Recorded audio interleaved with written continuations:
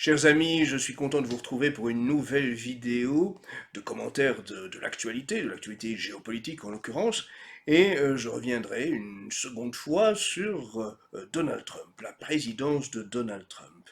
Euh, je continue mon analyse, je cherche à observer les bons points et les mauvais points concernant la présidence de Donald Trump pour un peu mieux comprendre quel est le projet authentique de Donald Trump. Alors évidemment, une fois de plus, les jours qui précèdent viennent de montrer toute une série de décisions de Donald Trump et de son administration qui ne peuvent que nous réjouir. Alors, bon, je vais citer pêle-mêle, bien sûr, le fait que euh, Donald Trump a fait libérer les plus de 1500 prisonniers détenus dans les prisons américaines parce qu'ils avaient participé de près ou de loin à ce que l'on a abusivement appelé une prise du Capitole à Washington. Souvenez-vous, en réalité, c'était une opération rondement menée où les agents du FBI et des agents de sécurité ont ouvert les portes à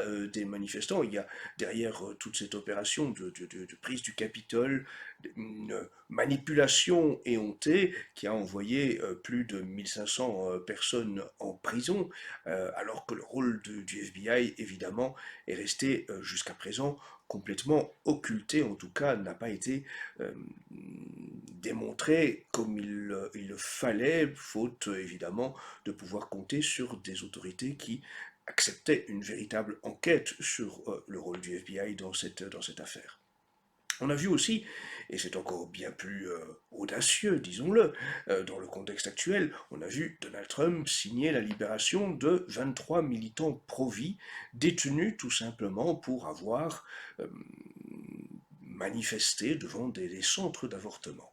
23 personnes qui étaient d'ailleurs souvent des personnes âgées, des personnes malades, qui ont été mises en prison simplement parce qu'elles défendaient l'enfant à naître et qu'elles osaient prononcer cette vérité de la défense de la vie devant des centres qui pratiquaient les avortements, alors qu'aux États-Unis, des recherches abominables sont faites à partir de fœtus et que cela n'avait jamais fait l'objet de grandes dénonciations des autorités.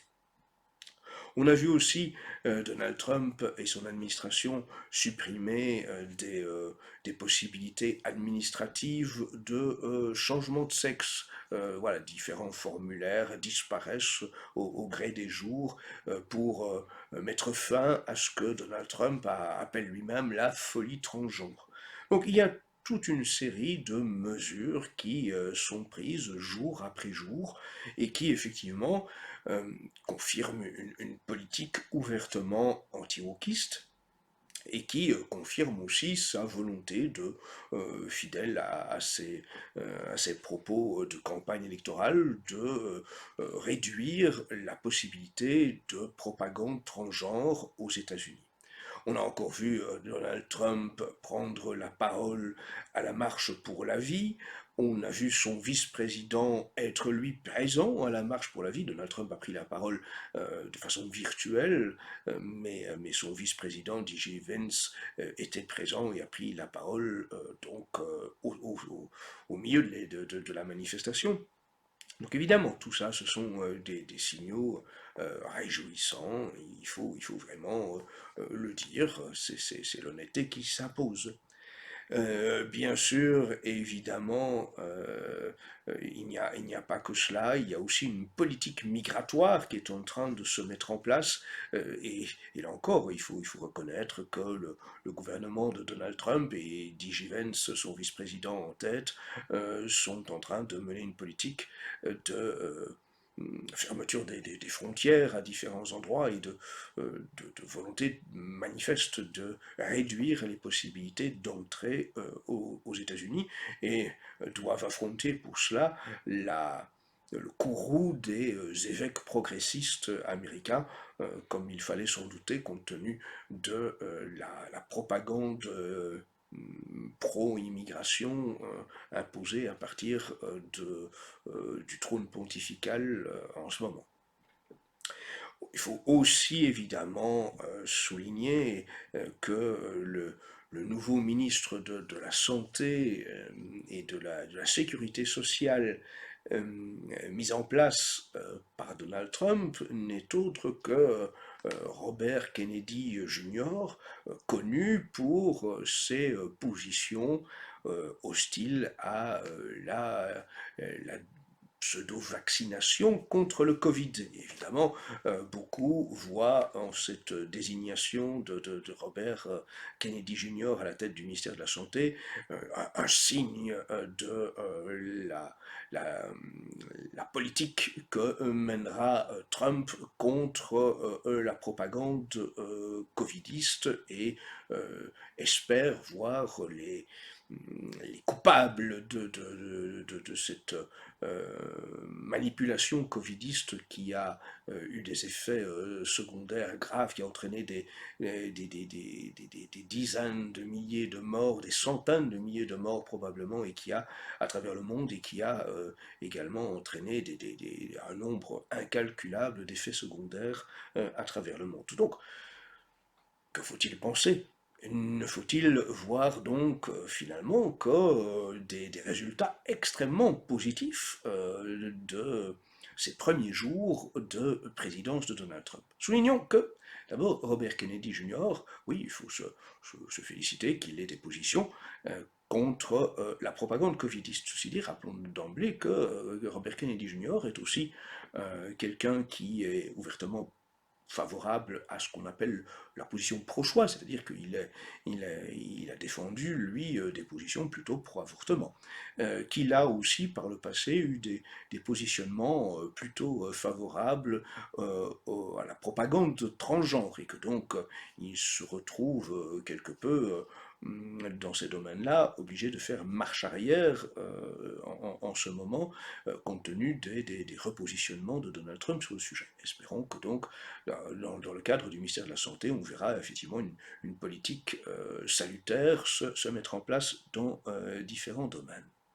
Cependant, voyons maintenant un fait qui éclaire peut-être de façon complémentaire à ma précédente vidéo, l'emprise de la Silicon Valley sur la présidence de Donald Trump et l'engagement prépondérant de Donald Trump en faveur de l'intelligence artificielle et des projets de toute une série de milliardaires disons, qui ont fait fortune dans le domaine des nouvelles technologies et qui entendent bien s'emparer d'une certaine façon de cette présidence pour voir aboutir leurs projets, ou en tout cas voir accélérer les projets les plus importants pour eux. Notons que donc le 21 janvier, c'est-à-dire le lendemain de sa prestation de serment, de son entrée à la Maison-Blanche, Donald Trump a organisé une conférence de presse avec trois personnes. Alors, il s'agissait de Larry Ellison, qui est le président exécutif de la société Oracle, de Masayoshi Son, qui est le PDG de SoftBank, et de Sam Altman, qui est le PDG d'OpenAI, AI pour Artificial Intelligence. Ces trois milliardaires, multimilliardaires, sont venus à la Maison-Blanche pour lancer avec Donald Trump le projet Stargate. Stargate est un partenariat de pas moins de 500 milliards de dollars. 500 milliards de dollars, pourquoi? Pour construire des centres de données d'intelligence artificielle à travers tous les États-Unis, avec le feu vert accordé par Donald Trump pour que ces multinationales développent leur propre centre de production d'électricité pour pouvoir mettre en place donc tous ces centres dédiés entièrement au développement de l'intelligence artificielle. Les premiers centres d'intelligence artificielle du projet Stargate doivent naître tout prochainement au Texas. Et donc on sait que la production d'électricité que cela va nécessiter va provoquer un bouleversement radical de l'environnement écologique dans plusieurs de ces zones. Alors, on n'est pas évidemment favorable à à la folie verte qui veut nous faire croire que la société doit se vouer entièrement au culte de Gaïa, loin de là. Mais il faut aussi, par contre, avoir en tête que, oui, un catholique doit défendre la création, et la création, c'est aussi défendre la nature et ne pas ni la malmener, ni la gaspiller, ni la déformer. Or là, il faut s'attendre à ce que pour voir se développer l'intelligence artificielle et que les centres d'intelligence artificielle puissent compter sur toute la puissance énergétique dont ils ont besoin, eh bien, on arrive bientôt à voir émerger des centrales électriques uniquement dédiées à l'intelligence artificielle qui vont assez révolutionner le monde de l'électricité. Revenons maintenant sur les trois personnages donc invités par Donald Trump. Alors, il y a donc Masayoshi Son. Masayoshi Son, donc PDG de SoftBank. SoftBank est une société de holding d'investissement dans les technologies. Il a été nommé donc président du projet Stargate. Bon, voilà. C'est un homme d'affaires richissime, initialement coréen, qui a reçu la nationalité japonaise et qui vit en partie au Japon, en partie aux États-Unis. Toute sa société s'est vouée au financement de projets technologiques, donc notamment l'intelligence artificielle. Donc rien d'étonnant à le voir ici. Il n'y a pas particulièrement de choses à dire pour l'instant sur lui, du moins on n'en sait pas encore grand-chose, mais je continuerai mes investigations sur ce personnage ultérieurement. Maintenant, je vais plutôt m'attarder sur les deux autres. Larry Ellison. Alors, Larry Ellison, donc président exécutif d'Oracle, dont il fut initialement le président directeur général, a promis, tenez-vous bien, et notamment pour ceux qui se réjouissent de la désignation de Robert Kennedy Jr. À la tête du ministère de la Santé et considèrent que c'est le signal évident que Donald Trump va mettre fin à toute la propagande des multinationales des vaccins, eh bien, détrompez-vous. Larry Ellison a déclaré au cours de la réunion du 21 janvier à la Maison-Blanche, devant les caméras de télévision, que le projet de développement de l'intelligence artificielle devait permettre des nouveaux vaccins à ARN messager développés grâce à l'intelligence artificielle et qui seraient fabriqués de manière robotisée en 48 heures seulement grâce à l'intelligence artificielle. Il promet notamment de voir se développer des vaccins à ARN messager personnalisés pour combattre le cancer. Oui. Donc on est loin de voir avec la présidence de Donald Trump la fin des actions des lobbies milliardaires autour des questions de vaccination. Non, les intérêts financiers sont toujours bien là et les milliardaires de la Silicon Valley ont toujours été liés au projet de vaccination depuis le Covid jusqu'à d'autres projets comme Bill Gates qui, il y a quelques jours, j'en avais parlé dans ma précédente vidéo, avait également annoncé que Donald Trump était enthousiasmé par le projet de nouveaux vaccins contre le VIH. Larry Ellison, je reviens encore sur lui, donc, a été membre du conseil d'administration de Tesla, la société qui appartient à Elon Musk. Larry Ellison est bien sûr, quelle surprise, engagé dans le mouvement transhumaniste. Larry Ellison est aussi quelqu'un de très engagé aux côtés d'Israël. Il avait déclaré que son amour pour Israël n'est pas lié à des sentiments religieux, mais plutôt à l'esprit d'innovation des Israéliens dans le secteur de la technologie. Larry Ellison est par exemple un grand donateur de l'Association des Amis des Forces de Défense israéliennes. Larry Ellison est aussi un proche de Benjamin Netanyahou, à qui il a offert un poste lucratif chez Oracle. Et Larry Ellison est par ailleurs, oui, un des grands financiers du Parti républicain et de Donald Trump. Maintenant, revenons sur un point encore plus symptomatique. Larry Ellison dispose d'une fondation médicale, la fondation médicale Ellison, qui a investi des centaines de millions de dollars dans des recherches sur la parabiose hétérochronique, dont je vous ai déjà parlé à de multiples reprises, cette parabiose hétérochronique qui consiste à transfuser du sang jeune pour, selon ses promoteurs, empêcher le vieillissement et au contraire régénérer les cellules des richissimes hommes d'affaires et gens du showbiz qui vont bénéficier de ces transfusions sanguines de sang jeune, et plus le sang serait jeune, plus la régénération serait importante. Et donc, Larry Ellison, comme Peter Thiel, qui est un autre grand financier de Donald Trump et du Parti républicain, est donc un de ces adeptes de la parabiose hétérochronique. J'insiste sur ce dossier de la parabiose hétérochronique, qui est vraiment un sujet qu'il faut suivre de près, parce que qui dit volonté de disposer du sang le plus jeune possible. Les adeptes de la parabiose hétérochronique considèrent que le sang d'adolescent vaut plus que le sang d'un jeune de 20 ans, et que le sang d'enfant vaut plus que le sang d'adolescent. Et donc, où vont-ils se procurer du sang aussi jeune? Question évidemment à laquelle je vous invite à réfléchir par vous-même. Il existe une start-up à San Francisco qui s'appelle Ambrosia, qui propose à ces fortunés adeptes de la parabiose hétérochronique des transfusions sanguines à $8 000 la séance. $8 000 la séance de transfusion. Donc voilà qui est Larry Ellison, invité à la Maison Blanche pour le projet Stargate. Voyons maintenant qui était le troisième personnage invité par Donald Trump, Sam Altman, PDG d'OpenAI, Open Artificial Intelligence, société qui a développé ChatGPT.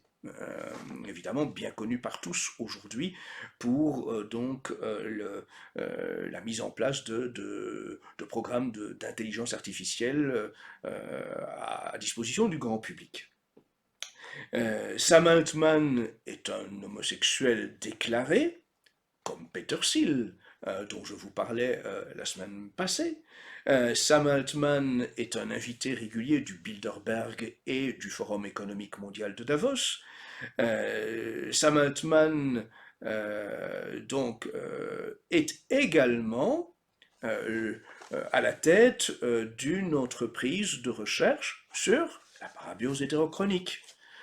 Donc vous voyez, il y a vraiment une série de points communs entre les milliardaires qui aujourd'hui entourent Donald Trump. Ce sont tous des milliardaires qui donc investissent dans le projet d'intelligence artificielle. Ce sont tous des milliardaires qui investissent dans le mouvement transhumaniste. Ce sont tous des milliardaires qui investissent dans les recherches sur la parabiose hétérochronique et donc la transfusion de sang jeune pour des personnes richissimes afin de réduire le vieillissement et, selon eux, d'atteindre le rêve de quête d'immortalité. Sam Altman est aussi le fondateur de Covenant. Covenant est un organisme chargé de préparer le moment où les humains seraient devenus obsolètes. Vous comprenez bien, on est bien là dans ce projet transhumaniste où les hommes augmentés et les cyborgs devront remplacer les êtres humains. Voilà le projet, l'aboutissement de Stargate, partenariat signé entre Donald Trump et ses multimilliardaires. Je terminerai en rappelant au sujet de tout cela que l'intelligence artificielle est avant tout un projet démiurge du transhumanisme. C'est le Mo Gaudat. Mo Gaudat était l'ancien directeur commercial de Google qui, à propos de l'intelligence artificielle, avait déclaré, je cite, « Nous créons Dieu ». C'est bien un projet démiurge qu'ils ont en tête. Il faut en avoir bien conscience Et il n'est pas possible pour un catholique, il n'est pas possible non plus pour tout simplement un être humain normalement constitué, désireux simplement de conserver son humanité, sa dignité humaine, de pouvoir soutenir le projet transhumaniste et de pouvoir non plus soutenir les projets de parabiose hétérochronique. Tout cela, en tout cas, nous permet de bien vérifier que derrière, oui, les bonnes décisions, les bons décrets que prend jour après jour Donald Trump, il y a aussi un projet beaucoup plus occulte, même si on peut le trouver dans les médias, toutes les réunions entre Donald Trump et les multimilliardaires de l'intelligence artificielle, il y a bien un projet occulte qui est de mettre en place une société où l'intelligence artificielle déterminera la mise en place d'une société transhumaniste et où cette société transhumaniste s'accompagnera d'une consommation de sang jeune qui évidemment pose énormément de questions. A très bientôt pour une nouvelle émission et n'oubliez pas de rejoindre Civitas International.